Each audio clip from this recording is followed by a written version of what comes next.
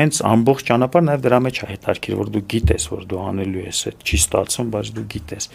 Պետքա չհանձնես, նաև սպորտը առաջին ինչ քեզ նաև սովորացնում է չհանձնվես։ Ինձ մոտ էլ օրինակ կյանքը փոխող ոնց որ ամենակարևոր որոշումները որ կայացրել եմ, դրանք եղել են մի 2-3 հատ, կայացրել եմ հենց այն ժամանակ, երբ որ ես այդ պահին եղել եմ իմ սպորտային ակտիվության ամենաթոփ փուլերում, էլի, որ sense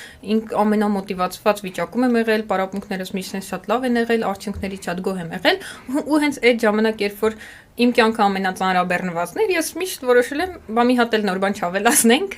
Շատ հետաքրքիր է, դա գիտես ոնց է աշխատում։ Պատկերացրու դու օգտագործել ես ցավազրկող, որ քո ատամն է ցավում, դու խոմ ես ցավը ատամի ցավազրկող, ինքը երբ որ ոտքը տա ցավում, ձեռքը տա ցավում, դրա այդ զուգահեռ ամբողջն է անցնում։ Դու ատամիդ համար ես խմել ցավազրկող, ատամի ցավը անցնում է, բայց բռնացած ցավերն էլ է դրա հետ անցնում։ Այսինքն երբ որ դու միտեղ ունես դոֆամին, միտեղ մոտիվացված ես, քո ուղեղը շատ չի էլ հասկանում դու որտեղ ես մոտիվացված, ինքը քեզ որպես քեզ է ընդունում, քեզ մի ամբողջություն է ընդունում մոտիվացված։ Սպորտը, ֆիզիկական կուլտուրան, ստրեսը հաղթահարելու լավագույն միջոցն է։